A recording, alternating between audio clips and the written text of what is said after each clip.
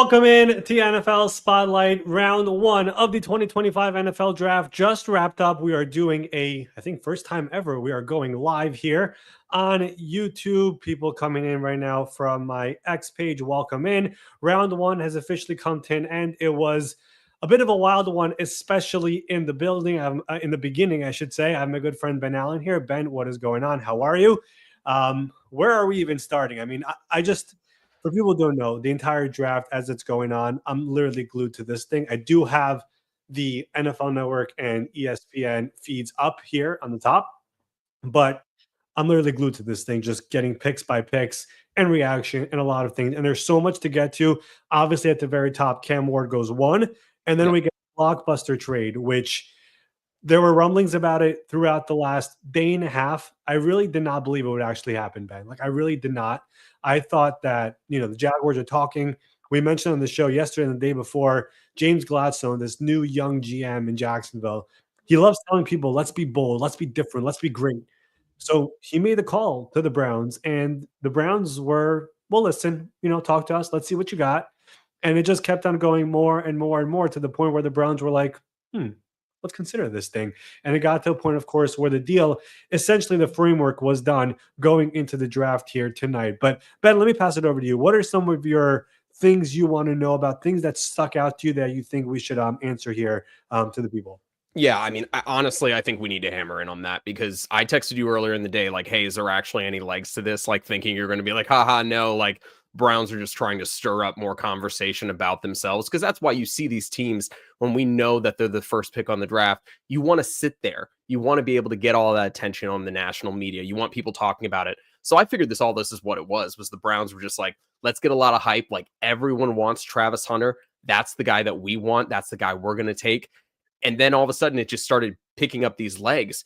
So when do you think that the Browns decided that they really were willing to make this trade of the pick? Was it before today, or was it something that they just got an overwhelming offer that they really could not turn down?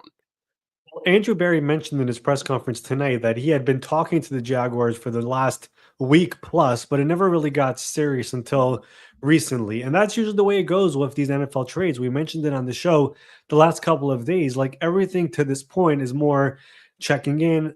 What do you think is going on? Would you move up? Once we get to Tuesday, Wednesday, Thursday, that is when things are like, it's go time now. We always say deadline spur action. So we were getting close to draft night, and the Jaguars basically came in and they made a really big offer. Now, both sides over here, it's important to know. Let's start with the Jaguars side, Ben. Jaguars, James Gladstone comes from the Rams, right? Rams, of course, they had this history for a long time about moving on from their first-round picks, second-round picks. Think of the Matthew Stafford trade, Jalen Ramsey trade, Von Miller trade. They would do that from time to time where they would give up on those early picks. The whole F them picks became a big deal. They won a Super Bowl. But the things that people miss is that what made the Rams really good is they were one of the best drafting teams when it came to rounds 3, 4, 5, 6, 7, and undrafted free agency. You look at that team, look throughout that team over the years. I mean, Cooper Kupp, remember John Johnson, they drafted in the later rounds. You look at Puka Nacua, you look at Kyron Williams. There are Kobe Turner on the defensive line. Last year, Braden Fisk was a second-round pick. And it's really an endless amount of players. I mean, I don't have it in front of me, but there are so many players that they drafted in those rounds where they were like, hey, it's cool to have a first-round pick. Last year was the first time they drafted in the first round since 2016. And, of course, when they had a first-round pick, look what they did. They drafted the Defensive Rookie of the Year in Jared Verse. That team, they know how to draft. And that big part of it was James Gladstone. So James is like, listen, we have these first round picks. It's great. Let's get the top talent in this draft. Let's get him. Let's give up picks. And here in Jacksonville, after this draft, by the way, James is bringing in his own personnel staff now, his own scouting staff, his people. And now moving forward, we're not going to have a first round pick next year, but we're going to hit on rounds 2, 3, 4, 5, 6, 7, and we're going to build this roster out. So that is the strategy I think Jacksonville had, and they were going to be bold, and they were bold. And now their plan, I mean, if you listen to Roger Goodell when he announced the pick, he announced him as a wide receiver and a cornerback. The teams must tell the league office how to announce it. Sometimes it's offensive tackle instead of guard, sometimes guard instead of tackle. This one, the Jaguars rode in cornerback / receiver. And their plan, it sounds like it's the plan on both sides. Just imagine Brian Thomas and Travis Hunter on the same offense. How awesome is that? They have Tyson Campbell at corner. Now they're going to have Travis Hunter as well. We'll see how they split it up, what they think, and we'll get those answers here in the coming days. As for the Browns, am I surprised they did this? Yes. When you take a big picture outlook at this, you do have to remember a little bit where this organization is right now, which is they still have Deshaun Watson under contract this year and next year. They still have over $130 million in cap dollars from that contract that have not hit their salary cap because they've restructured so many times. So by doing this trade now, you add an extra first-round pick. You slide back and take Mason Graham. And we mentioned on the show yesterday, I don't think Mason Graham was going to be there. I mean, I think Mason Graham would have still been there if they would have moved back even farther to number 10. So a bit early. Why Mason Graham? That was what caught me off guard, was like this whole conversation of he's falling, but then all of a sudden the Browns are like, this is the guy we want. And that's why when they were on the clock, they were still trying to trade back. That's why if you saw them in number 5, they milked that clock all the way down again because they were trying to trade back, whether it was Chicago or a different team. Chicago was trying to get up for Ashton Genty. He went number 6. They couldn't get that deal done. The value was not good enough, so the Browns just stayed there. But I think they could have maybe moved back to number 10, done a discounted deal, and still get Mason Graham. They wanted to do the trenches. That was a player they liked. I'm a bit surprised because, again, in the analytics community, which I think the Browns are big in, not many fans with Mason Graham. I never asked for the reasoning because it was just too complicated for me, but I heard from many teams that our analytics people liked Walter Nolan more, who went, I believe, 16 in this draft to Arizona. So there were a lot of different things here, but that was their guy. They went with him, and he was the pick at number 5. But now you have those 2 first-round picks next year where they're going to have to address the quarterback position. We'll see what they do tomorrow night because now they have 2 second-round picks as well. Shador is still on the board. Tyler Shuck is still on the board. Jalen Milroe is still on the board. Do you go with those guys, or are you like, you know what? We have these 2 ones next year. Let's go into this year with Joe Flacco and Kenny Pickett. Maybe we'll draft somebody later and go in from there. But now they at least have the foundation pieces to make a trade up next year or just be a bad team and have a high pick in a quarterback draft class that will be much deeper. I just question one thing about this. They brought back Myles Garrett. It's still a very, very heavy veteran roster here. That's the one thing about it. Like if you were going to trade back and not take the blue chip player, why are you bringing back Myles Garrett on $40 million per year? Maybe trade him also and get even more picks. So he's got to be pissed right now, right? Like, he's got somebody there on the on the line now that's going to be able to help take a little bit of pressure off him. Albeit he's going to be going up the middle as opposed to on the edge. But like that, if that doesn't say, hey, we're not really taking this year as serious as we're going to tell you that we are, then I don't know what does. He did a podcast after he re-signed with Siciliano, I think. And he was like, yeah, I know what the quarterback plan is. I don't think the answer was Joe Flacco and Kenny Pickett. I'll just be honest with you. So we'll see what they end up doing here. The Kirk Cousins thing is still out there if they ever want to go there. But it's interesting how they decided to go all in with the veterans where Bitonio is back and Garrett is there and Denzel, like all these veteran guys who are in this win now mode. And then you're like, we're not going to take Travis Hunter or Abdul Carter, who would have helped Myles Garrett as well, and just slide back and get the extra first-round pick. I guess if you look at this from a big picture standpoint, again, needing the quarterback where they are from a salary cap standpoint, I get it. Deshaun Watson, their owner, said, big swing and a miss. You have to deal with it. A lot of cap dollars left there. It's going to hit. It's going to hit eventually. That's the way it works in the NFL. So I get it from that standpoint, but I feel like this roster is kind of in the middle where it's top load of veterans, and now you're trying to go younger, and it's like, where are we? It's a very interesting situation. So obviously that happens. Then that sets up the 3rd pick. We had been talking this whole time that the Giants were most likely going to want to go with Abdul Carter, but there was this feeling underneath that with the amount of time that they had spent with Shador Sanders, that maybe they would still consider taking him there. That clearly ends up not being the case because they have an opportunity to take him later, and they don't. They go with Jackson Dart, which we'll get to here in a few minutes. But so was that just like a slam dunk? We're going Abdul Carter then once Travis Hunter was off the board?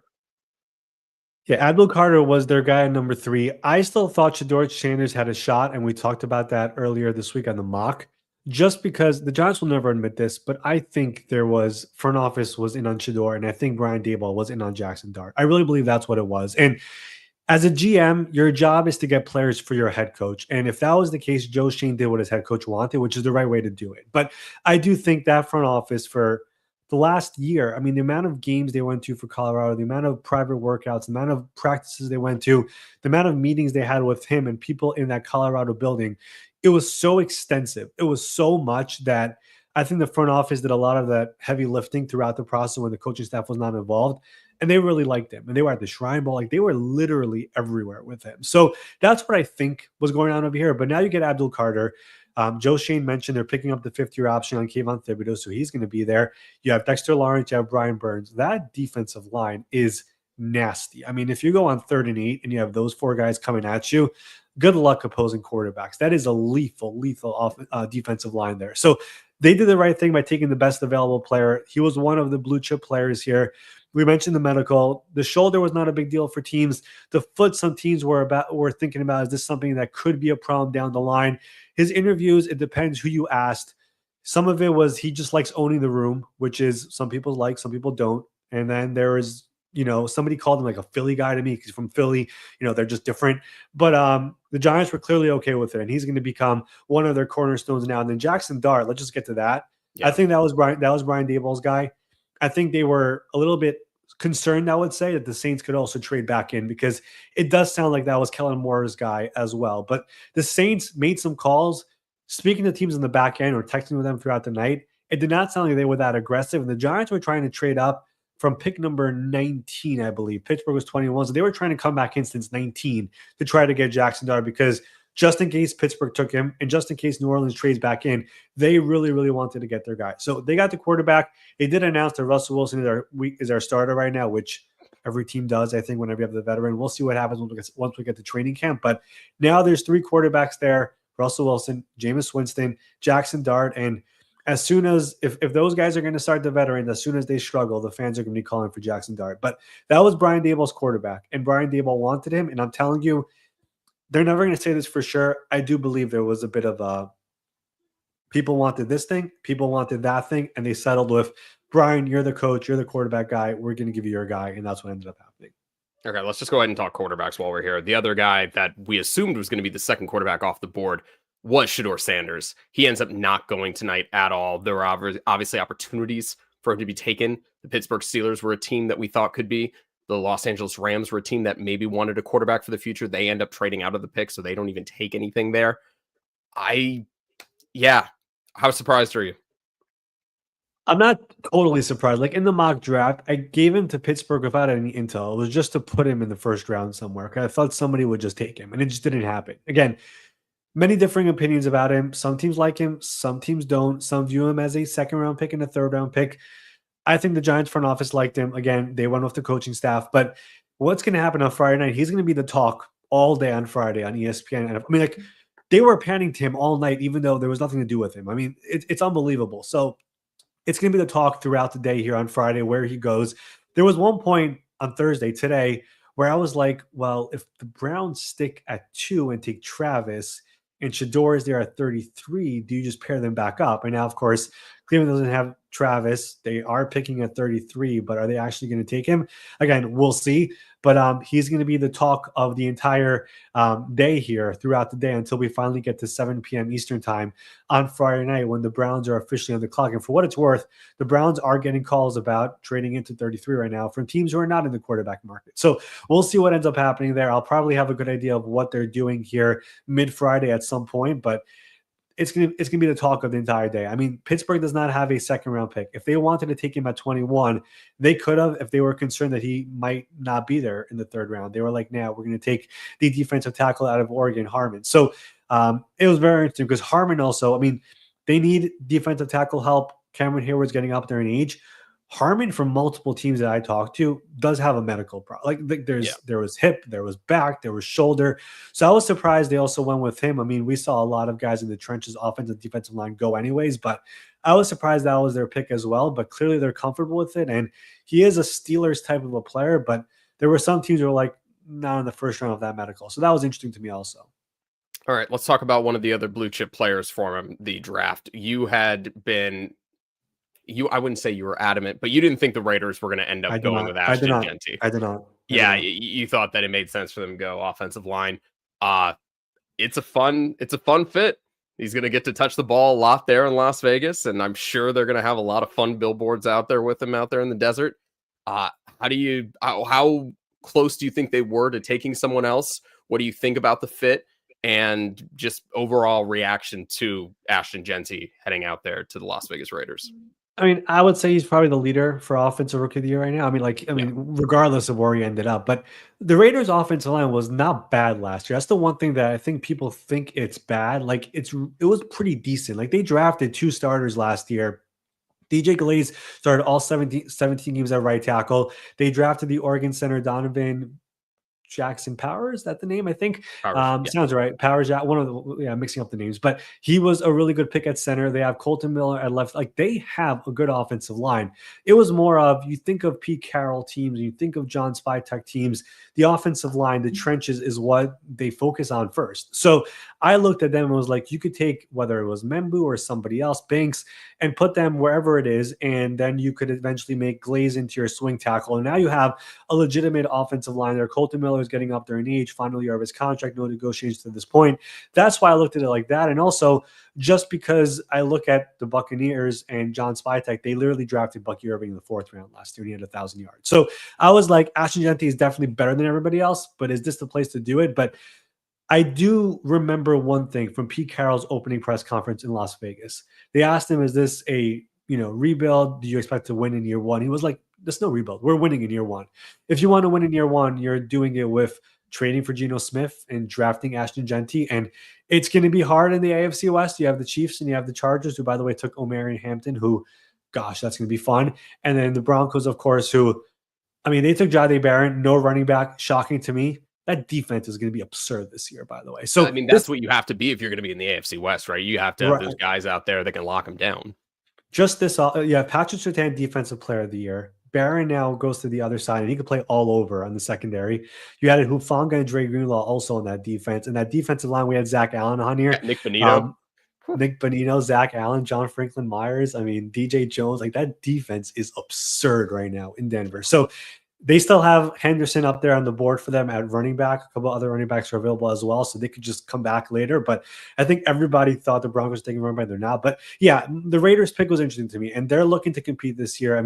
Pete Carroll got a 3-year deal. Okay, like he's not going to be there forever. He's the oldest head coach in football, so he's going for it this year. I'm a bit surprised Tom Brady signed off on this. I think if you're Tom Brady, you want to go with one of the primary positions, but Tom wants to win this year also, and he believes Pete could do it, and they did it. So I'm excited to see how it looks on the field, but this is an interesting strategy by the Raiders. He's the best running back by far. In a very deep running back class. I just really, the way they were doing all the clues, the way they were talking, I thought they just wanted someone to trade in front of them just to, have maybe they did. Pick of the litter. Like, you get the best running back in the class. I know, but we were debating on it on Check the Mic earlier. Like how far back do you have to go to say he's the best running back prospect? Some people will say Bijan Robinson. Like, I get that, but how much further beyond that if you were to put Bijan aside? Saquon would be one, I think. Yeah, and that's the thing is you might have to go all the way back there, and we just saw what an impact a player like Saquon can have. I would put him at the same level as very different rosters. But I would put. This is just me thinking out loud. I would put Genty at the same level as Leonard Fournette coming into the NFL. Okay. Number 4 overall. Fourth pick. Yeah. Out of LSU. And that was also somebody who just ran over everybody. So yeah. All right. Let's talk about the guy that you actually had going to the Jaguars, to the Jacksonville Jaguars, which I think was a little bit of curveball because I think everyone and their mother on the Panthers had Jalen Walker in their mock draft. It seemed like that was the first. I think that was the first pick I got wrong in my mock draft. Obviously, I didn't know the trades were going to happen, but I had that order. Tetaroa McMillan. Don't call him Tet, or his mom will get mad. He's T-Mac. That's the shortened version he wants. McMillan to the Panthers. He becomes pretty much their number 1 guy along with Leggett. You've got Adam Thielen's still there, right? So it's a fit. Bryce Young gets a big target. What do you think of the fit? So yesterday when I came on and said Walter Nolan is going to go far higher than expected, I thought the Panthers were taking him number 8. I really did. They liked him a lot. So I think also the Panthers thought McMillan was going at number 5. That was part of it. So which is the interesting part. But clearly he was not. And they go for a big body receiver after drafting a wide receiver in round one last year, like you mentioned with Leggett. And now this is the all in. Bryce Young showed us a little bit last year. Bryce Young had that 3-game stretch last year where they lost all 3 games, but he was amazing in all 3. I think it was versus the Chiefs, versus the Eagles, which Leggett dropped the ball, which they should have won. And there was one other game, which I don't remember, but he played really impressively. Yeah. I think maybe it was Tampa Bay. But those 3 games where it was like, oh, Bryce Young might actually be good. And they're like, you know what? We're going to commit back to this guy. So now they're just giving him all these pieces this year where it's like, show us, right? Chuba Hubbard, they paid him during the year. You get McMillan. They love this kid, Jalen Coker, by the way, who's another receiver they have. Adam Thielen is obviously the veteran there. He's the teacher. And then obviously you have Leggett, who really has to just come along. He had his moments and had some really bad moments last year. So you have this loaded receiver room. They have the tight ends as well, who they brought back Tremble on a contract. They drafted Sanders last year. Like, there are guys here, the offensive line. I think they're trying to extend Ike Ekwonu right now, who they have a 5th-year option decision there. But the offensive line, they obviously addressed last year in free agency. So this is an offense where it's like, Bryce, show us year 3. And if you show us, you're extension eligible as well. So this is their Dave Canales year 2. We're giving you all the pieces. Show us what you can do. And let's see how this goes. Their free agency this offseason was all about defense. They tried to get Milton Williams. Obviously, it didn't work out, but they got Warden. They signed Morig on the back end. They added a couple of other players as well. Like, this is a team that really has put together a roster that from a couple years ago, number 1 overall pick, which they didn't even have that pick. It was in Chicago, but worst roster in football, to they've built a roster and a nucleus now, and now it's all about the quarterback. Could we just continue to see those flashes, the confidence he had last year, and let's give him this big play receiver as well? And I think on the broadcast, they mentioned McMillan and Bryce have been playing some catch the last couple of weeks over here quietly. So they've already gotten some rapport over here in the last couple of weeks. I don't know if Bryce knew something, but maybe the front office knew that, and they were like, you know what, let's give him this guy as well. So we'll see how it goes. But I was a bit surprised by that one as well. A lot of surprise. I mean, I mentioned it yesterday during the mock. Like, I was not confident in the mock at all. I liked mine last year. I don't know what my final results were. I did not love it, but this was a very, very wild NFL draft. Yeah, and we don't want to be here all night. It's after midnight for you out there right now, but let's go through, give me a couple feedback on just some of the more surprising picks. Colston Loveland goes ahead of Warren, to number 10 to the Bears. Are you surprised he was the guy that they went with first?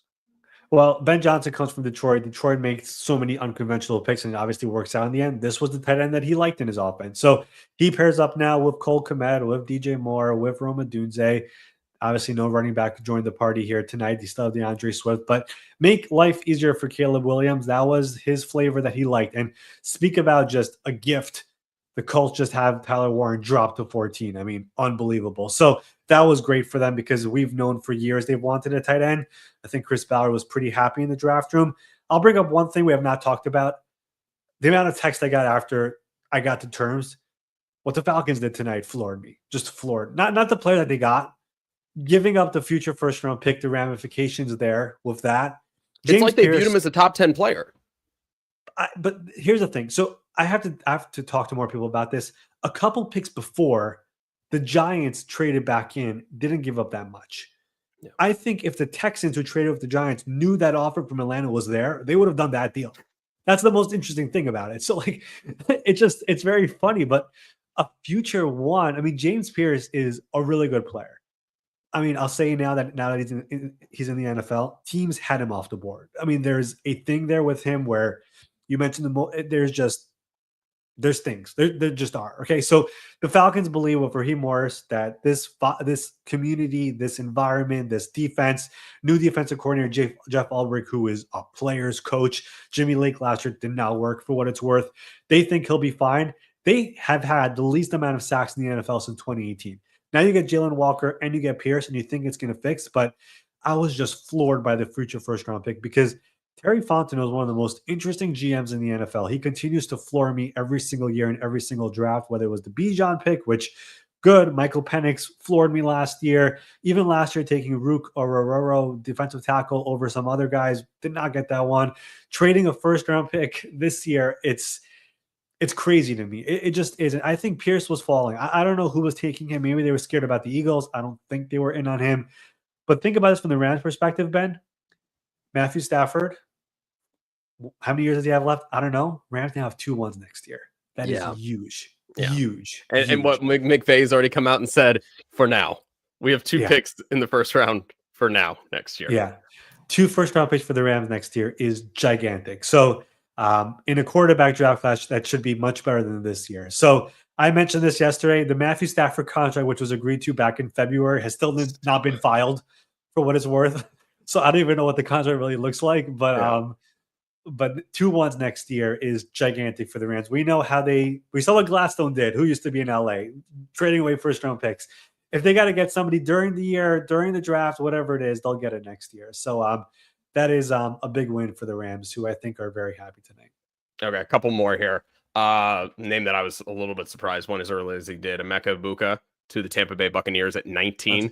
Not surprised. But I mean, you've now got Mike Evans, Chris Godwin, who you just paid a buttload of money to, and now you've got Ibuka there. I mean, Baker Mayfield's got to be happy. Yeah, but like, are you surprised they took him there at 19? Like, was there other competition that he was going to go that quickly behind? I mentioned from a few things that were right in the mock, I said Ibuka's going in the first round. Like everyone was telling me, don't overthink it. I mean, safe, reliable, good player, will get things done. Similar to Terry McLaurin, no one talks about him. Overshadowed a couple years ago with Marvin. Overshadowed last year by Jeremiah Smith. Most receptions ever in Ohio State. Bucs just take best player available. Mike Evans getting up there in age, getting good money. Chris Godwin still rehabbing from the injury, even though they paid him a lot of money. McMillan, I think they liked, but you saw how many times Baker Mayfield threw the ball last year? He's going to throw the ball a lot. So have all these options out there and let it rip. I mean, he's become one of the better passing quarterbacks in the NFL. Every year has a new offensive coordinator, which is very funny. But he now has these 4 legitimate receivers, tight end Cade Otton, running back Bucky Irving, offensive line that is still intact from last year. This is a very fun offense in Tampa Bay. So Atlanta trading a future first-round pick, they're still chasing Tampa Bay. I mean, let's be upfront about it. And Carolina got better as well. New Orleans, we'll talk about it on a different day. But yeah, I mean, I like what Tampa Bay did. That's best player available for them. I think they liked Michael Williams, so I gave them the mock, but he went earlier, obviously, to San Francisco, who loved him. San Francisco, by the way, was trying to trade up to number 8 with Carolina tonight. Carolina's had just a stick and take tet, but they wanted to trade up for Michael Williams. So they really liked him with Nick Bosa now, but I'm cool with what Tampa Bay did. If Ibuka becomes what everyone said, which is a safe, reliable, good player, makes every catch, how do you say no to that? I mean, just do it. Speaking of receivers, the Green Bay Packers take a wide receiver for the first time in probably a lot of our viewers' lifetimes. They got Matthew Golden there now. I mean, is he a number 1 receiver for them? Is that the number 1 guy they wanted? It's a room of a bunch of guys that are good, not great. Well, we thought Golden could go as high as number 12 in this draft, so I think he just slipped to them. Speed 4.29. His tape does not show 4.29 like we said, but I trust the Packers drafting. I just do. I think they're a really good drafting team. And the last time they drafted a receiver, my favorite stat of the night, I tweeted it. Last time they drafted a receiver, he wasn't even born yet. Yeah. Take that. So Jalen Walker in 2002. But Josh Jacobs during, I think, Media Row mentioned we got to get a dog wide receiver number 1. I don't know if Matthew Golden was what he was thinking, but I trusted Packers and the front office and how they think. It was fitting that they do it on the night that the draft is in Green Bay, and the reaction was awesome. And for people who watched the draft, Matthew Golden getting up there and just vibing with the crowd and just taking it all in, that was pretty awesome. But I like the pick. Finally, they do it. It's funny they do it when Aaron Rodgers is no longer there. Even though Aaron had amazing receivers, Packers fans, don't kill me. They drafted really well in rounds two to whatever. But it's just funny that curse is finally over, and we could stop saying that stat every single year. Yeah. All right. And by the way, first year that I don't put a receiver in my mock to the Packers. The past 3 years I did. The first year I don't is when they take a receiver, of course. I'm sure they were doing it just to spite you. All right. Let's talk about the guys that are still on the board for the second round. I think most notably is the Marshall pass rusher, Mike Green. Obviously, he comes with a lot of off the field stuff that has been, for the most part, shot down. He's been cleared pretty much of a lot of the legal troubles, but obviously a lot of teams took him off their board, and somebody that I think we had projected could be around the 15-ish area, the middle of the first round, still available. Will Johnson out of Michigan, still there. Nick Emanwari, Donovan Ezeraku, Darius Alexander, Travion Henderson, Shador Sanders, as we already mentioned, Trey Amos, Jaden Higgins, Mason Taylor, Luther Burden is still out there, Jalen Knoll. There's a decent amount of guys, Carson Schwessinger that we talked about. Which, I guess, outside of maybe Shador, are you most surprised is still there? Will Johnson, I'm surprised he's available. Not because I knew about the medical. We spoke about it on the show. We mentioned how teams are all over the place when it comes to cornerback 2 in this draft after Travis Hunter. I just thought he'll go in the first round based off what he did in 2023. Like if I didn't realize the injury was that deep. I mean, he had a toe, a hamstring, and a knee. There were 3 different things with him. And I mentioned Derek Harmon before. Like he had 3 injuries as well, which teams were like, yeah, we're not taking him in the first round. I didn't get that type of a vibe with Will Johnson. So I'm just surprised that he didn't go in round 1. The talent should be he should have went there. I get It's the got to be though 2024 that he's a cornerback, and they're worried about like the actual like. I mean, no offense to a keep in mind, lineman, you're moving a few feet. He didn't run the 40 also, which teams which usually don't care about that, but with his They think he's situation, they slow. were yeah, but with his situation with the knee, with the hamstring, which the hamstring, his people said it's fine, and he could have done it, but he didn't do it. So I think teams we're not doing it. And I think the talent is great. It's a little surprising to me that I put him at 23, which was low for me. I didn't see outside the first round happening. So Yeah. that was a surprise. Mike Green, we know the off the field. I was told that the Falcons were good with the off the field. Like if they were going to take him, they were good with it. If Pierce was off the board, I think they would have taken him. They don't have a second round pick tomorrow now, so they can't triple down on pass rushers. But You that can is trade up somebody. again. You can give him another first rounder for his future, right? You never know with them, honestly. Yeah. So yeah, the cornerbacks, Ravel Jr. and Amos, I thought both those guys were potential sneak into the first round. Maxwell Hairston ends up getting it, who we mentioned also on the guys who might get in the first round a couple weeks ago. All those guys really you mentioned should be going off the board early in round 2. The depth of this draft is actually really good, which is why so many teams wanted to trade down. So that is also part of this. So I think most of these guys are going to go off the board. The big names tomorrow, frankly, are going to be Shador Sanders and Will Johnson. We'll be talking a lot about the running backs. Travion Henderson didn't go, which does not surprise me. I think we get a receiver run tomorrow of Jaden Higgins and Noel and Kyle Williams, Luther Burden, obviously. Tight ends also, we'll get some movement there as well because we got 2 early ones. I thought Mason Taylor has a shot, but I think we'll hear his name early in round 2 as well. But it's going to be a fun Friday night. There's a lot of really, really good names. Still a lot to talk about that happened here in round 1, but we'll do a full reaction here next week. Yeah, and let's quickly one more thing. There was one more guy in the green room that we all kind of went, "Why is he there? He must have some weird guarantee." Yeah. Jalen Milrow did not go, Not which surprised. not surprising. Shador Sanders, like we said, didn't go. Tyler Shuck didn't go. We only saw 2 quarterbacks there. Is there a chance Shador's not the next quarterback off the board? At this point, I wouldn't rule it out. I mean, I just wouldn't. Milrow, for what it's worth, when he spoke to reporters this week, said, I just want to feel my moment. So wherever it happens, I want to go on stage. More power to you. Yeah. So good for you. So he'll be there tomorrow night. He wants to go on stage, shake the commissioner's hand. Good. But I was not expecting him to go in the first round. If there's one quarterback, though, that I think is a potential project teams are willing to do, it's probably Milrow because the ability as a runner is crazy. But yeah, his passes, it's like a slingshot that has no idea where it's going to go. That's the problem. So got to work on that. So you're going to want to sit him, but I think he's a good flyer to take at some point in round 2 here. So I think we might hear his name. We should hear his name at some point tonight. All right. We are not going to be back tomorrow. We'll maybe have some social stuff that we put up. Yeah. Obviously, on next week, we are going to hit the recap of the full draft hard. We're going to have all of that information for you guys. Really appreciate all the support we've had over the last few days for the last few episodes. We're obviously still trying to very much grow the channel. We have a great following on your account there on X. We're trying to get some of that over to YouTube. We're going to have some fun here during the off season, the rest of the off season, the dead of the off season, which is never really dead for us. So really appreciate it if you guys hit subscribe, all that kind of jazz. And yeah, Ari, unless you got anything else, let's let everyone go to bed. Get ready for tonight, rounds 2 and 3. Obviously, Saturday, rounds 4 and 7, and undrafted free agency. And as a reminder, as soon as that, first of all, we're going to have some more trades here, veteran trades, a couple of small ones. I don't think anything crazy, but some guys are going to become expendable. But yeah, a lot more action here coming up tonight and tomorrow. And then I think free agency will pick up as well here soon because the comp pick formula goes away. So the NFL never sleeps, Ben. We know that. And we'll do some more short clips here tomorrow throughout the day. And then we will be back here for Monday morning's episode when we talk about everything that happened here in the NFL draft. So we'll see you then.